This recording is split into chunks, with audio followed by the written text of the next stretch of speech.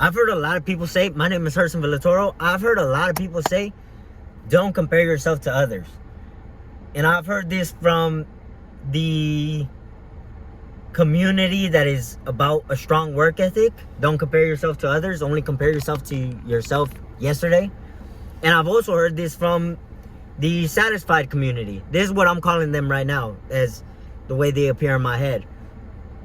The satisfied community. Don't compare yourself to others. And I'm in disagreement with both of them. Because I believe that certain ways that you compare yourself to others is negative. If you look at others and that discourages you, that is a negative form of comparing yourself to others, because you start to feel discouraged, right? But one way in which I wouldn't say one way, but one outcome that should happen when you compare yourself to others that appear to be better off than you is you should be inspired. You would be better off feeling inspired by the fact that other people are doing better than you, because it means that you have the opportunity to improve yourself as well, right? This is how I compare myself to others. I also compare myself to others by the fact that whenever I think I'm okay, I remind myself that I'm not at my best. Because if I can get to this level, I can get to this level. And if I can get to this level, I can get to that level. Right? So, for example, at my current job, at a retail store, I get told almost every day that I'm one of the best workers there, or I have a strong work ethic, etc. Things like that.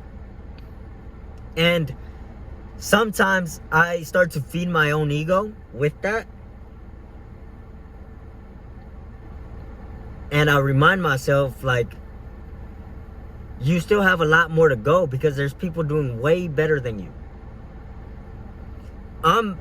In 1 month, I was approved to move up to a managerial role from a associate role, store associate role, to a managerial role inside the store. And I felt good about that. But then I remind myself, because it's more than once that this happens, where just because I'm going up to a managerial role that I start to feel confident, I remind myself, like, you're no longer competing with the store associates. Now you're competing with the managers. And the managers, they got there before you did. And they've been doing this for longer than you have. So it gives me that reminder that I haven't reached my full potential. That I still have more to go.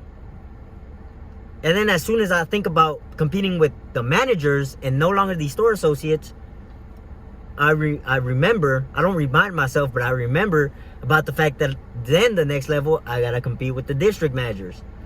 And then I compete even higher, right? So, as you get better, you compete up, right?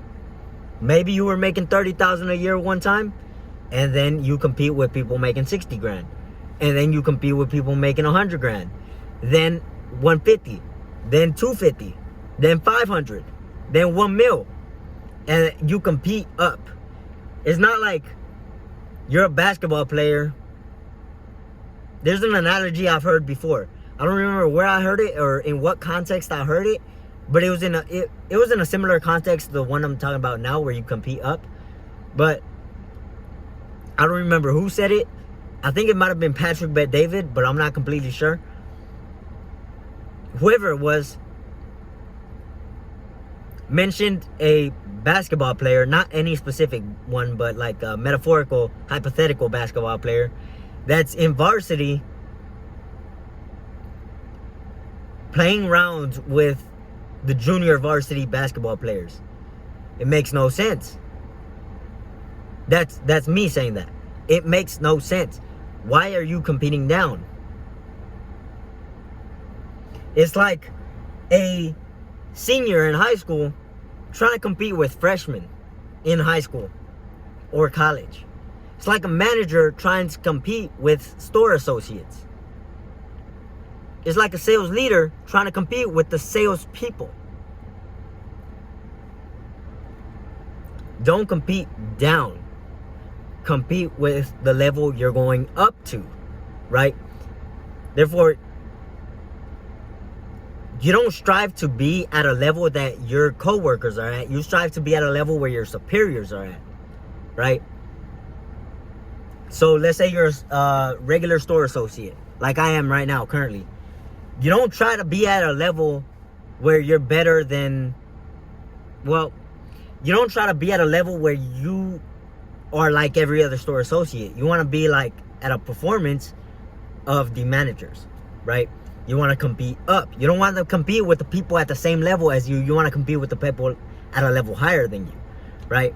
And that provides me personally with this entire everything in this video that I mentioned. It provides me with motivation to continue going, as well as motivation because I recognize the fact that I still have a lot more potential to go, right?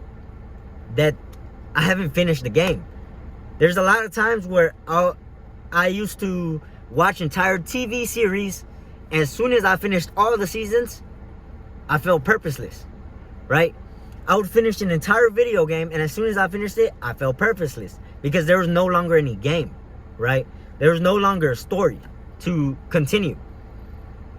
Therefore, if manager is your top goal, and that's it, then you no longer have a game, and then you lose that purpose, right? That's my own perspective on it. So I gotta go. My name is Herson Villatoro. If you want to leave me some feedback, ask me some, or whatever, drop a comment in the comment section below, or send me a DM, or send me a text. Text message is the best way to reach me. You can go on my Instagram at Herson J Villatoro. My Popl link, it's a digital business card service, POPL. You can find all my social media on there, as well as my phone number, and you can send me a text. That's the best way to reach me, because I rarely go on social media, and I have my social media notifications turned off.